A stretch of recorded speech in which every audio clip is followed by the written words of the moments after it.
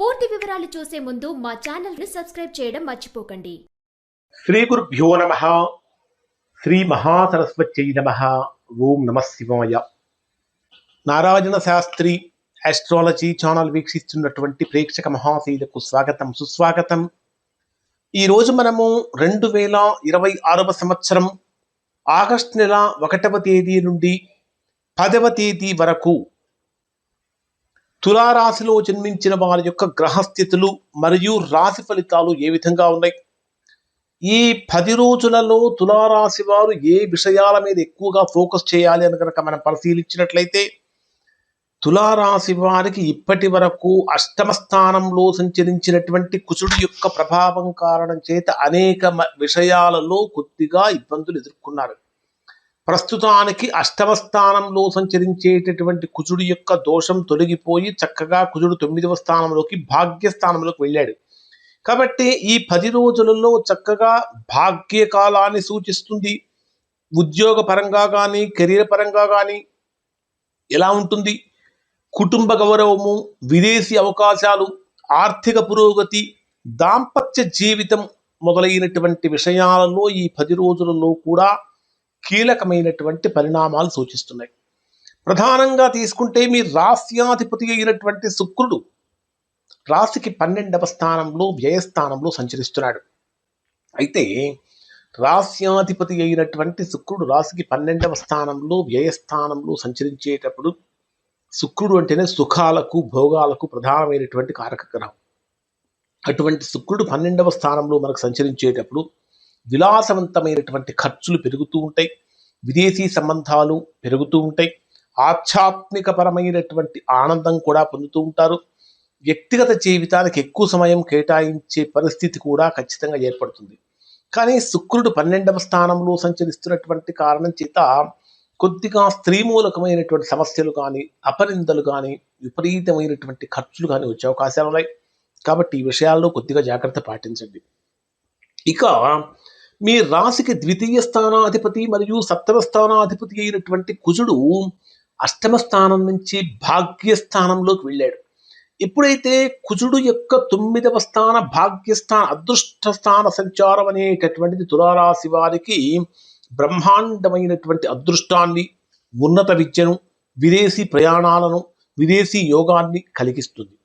ధార్మిక పరమైనటువంటి కార్యక్రమాలను అనుకూలంగా మారుతూ ఉంటాయి. అన్నింటికంటే ప్రధానంగా గురువుల యొక్క ఆశీర్వాదం వంటి అంశాలలో చురుకుదనం బాగా పెరుగుతుంది. కొత్త అవకాశాలను అందిపుచ్చుకునేటటువంటి ధైర్యం కూడా వస్తుంది.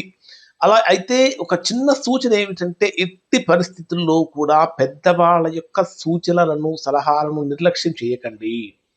మీ జన్మరాశికి 10వ స్థానంలో సంచరించేటటువంటి రవి గురు గ్రహాల యొక్క కలయికను కనుక మనం పరిశీలించినట్లయితే, ఇది ఉద్యోగపరంగా అత్యంత ముఖ్యమైనటువంటి యోగం అనే చెప్పాలి. అంటే ఉద్యోగపరంగా గుర్తింపు లభిస్తుంది, సామాజికంగా గౌరవం పెరుగుతుంది, బాధ్యతలు కూడా పెరుగుతాయి. ఇంకా చెప్పాలంటే అదనపు బాధ్యతలతో వస్తూ ఉంటాయి. పెద్దవాళ్ళ యొక్క ఆఫీసులన్నీ కూడా తులారాశి వారి మీద ఉన్నటువంటి కారణం చేత మంచి ఫలితాలు పొందుతారు. మరి మీ జన్మరాశికి 9వ స్థానంలో సంచరించేటటువంటి బుధుడు, అంటే 9, 10 స్థానాల్లో సంచరించేటటువంటి బుధుడు యొక్క ప్రభావం కారణం చేత కూడా ఈ తులారాశి వారికి బ్రహ్మాండమైనటువంటి అనుకూలతలు ఇక్కడ ఈ రాశి కనిపిస్తున్నాయి. అలానే 6వ స్థానంలో సంచరించే శని ప్రభావం కారణం చేత స్వల్పమైనటువంటి అనారోగ్య సమస్యలు కనిపిస్తున్నాయి. కాబట్టి కొద్దిగా జాగ్రత్తలు పాటించండి. ఇప్పుడు మనము డే వైజ్గా పరిశీలిస్తే ఏ రోజు ఏ విధంగా ఉంటుందని తెలుసుకోవడానికంటే ముందు, నిరుద్యోగులుగా ఉన్నటువంటి వారు చేసే ప్రయత్నాలలో దాదాపుగా గొప్ప ఫలితాన్ని పొందుతారు. ఉద్యోగంలో ఎవరైతే ఇప్పటిదాకా ఇబ్బందులు ఎదుర్కొన్నారో వారికి ఆ సమస్యలన్నీ తొలగిపోయి మంచి అనుకూలత కలుగుతుంది. మరి ఇప్పుడు ఈ ఫలితాలు అందరికీ వర్తిస్తాయండి. ఎవరికైతే వర్తించడం లేదంటే దానికి కారణం ఏమిటంటే, మీ వ్యక్తిగత జాతకంలో జరుగుతున్నటువంటి మహర్దశలు కానీ, అంతర్దశలు కానీ దోషయుక్తంగా కనుక ఉండి ఉన్నట్లయితే అటువంటి సందర్భంలో గొప్ప ఫలితాన్ని మీరు పొందలేకపోవచ్చు. కాబట్టి అటువంటి సందర్భంలో ఒకసారి మీరు మీ యొక్క వ్యక్తిగత జాతకాన్ని విశ్లేషణ చేయించుకొని, దోషం ఎక్కడుందో తెలుసుకొని దోష నివారణ చేయించుకుంటే చక్కగా సత్ఫలితాన్ని పొందుతారు. డే వైజ్గా పరిశీలిస్తే 1వ తేదీ ఉదయం నుంచి 2వ తేదీ సాయంత్రం 3:45 వరకు ఉండేటటువంటి సమయంలో ఇది తులారాశి వారికి బ్రహ్మాండమైనటువంటి అనుకూలత కలిగిస్తుంది. ఎడ్యుకేషన్ చాలా బాగుంటుంది. లవ్ మ్యారేజ్ చక్కగా సెటిల్ అవుతూ ఉంటాయి. సంతానపరమైనటువంటి విషయాలలో ఇప్పటి వరకు ఎవరైతే తులారాశి వారు విపరీతంగా ప్రాబ్లమ్స్ ఫేస్ చేస్తున్నారో అవన్నీ కూడా తొలగిపోతాయి. క్రియేటివిటీ బాగా పెరుగుతుంది. పెట్టుబడులు పెట్టడానికి ఎక్కువగా ఇంపార్టెన్స్ ఇస్తూ ఉంటారు. కొత్త ఆలోచనలు బాగా కలిసి వస్తుంటాయి అని చెప్పాలి. కళారంగంలో కానీ, మీడియా రంగంలో కానీ, సోషల్ మీడియాలో కానీ, యూట్యూబ్ రంగాల్లో కానీ ఉన్నటువంటి వారికి, పబ్లిక్ రిలేషన్స్తో ఉన్న వారికి మంచి స్పందన కూడా వస్తుంది. ఇక్కడ ప్రేమలో ఉన్నటువంటి వారు భావోద్వేగాలతో కాకుండా పరస్పర అవగాహనతో గనక ముందుకు వెళ్ళినట్లయితే మంచి ఫలితాన్ని పొందుతారు. ఖచ్చితంగా గణపతిని ప్రార్థించండి.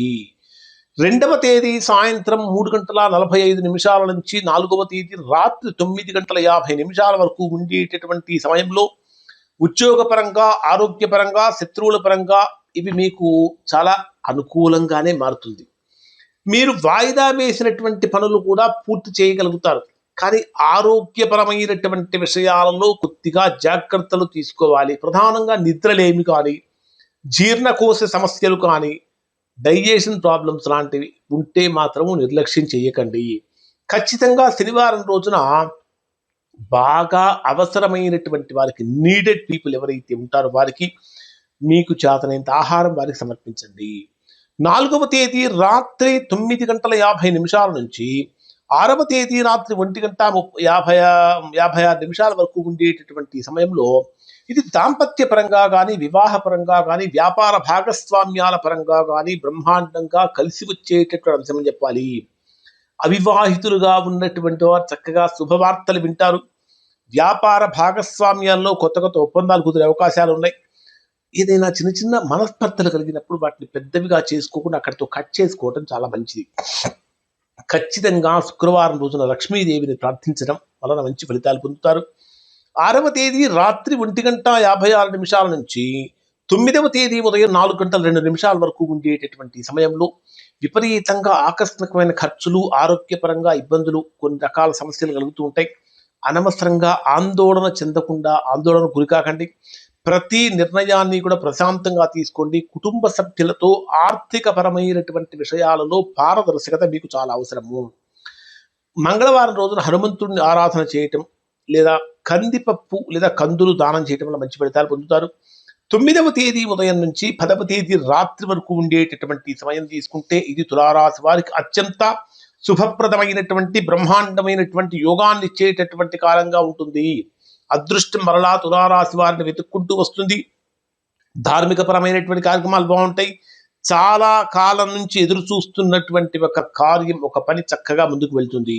ఖచ్చితంగా ఇక్కడ పెద్దవాళ్లకు, తల్లిదండ్రులకు నమస్కారం చేసుకోండి. దురదృష్టవశాత్తు తల్లిదండ్రులు కనుక లేకపోతే వారిని మనస్సులో స్మరించుకోనైనా సరే చక్కగా నమస్కారం చేసుకోండి. ఇప్పుడు చెప్పినటువంటి పరిహారాలు కనుక మీరు పాటించినట్లయితే తులారాశి వారు బ్రహ్మాండమైనటువంటి ఫలితాన్ని పొందుతారు.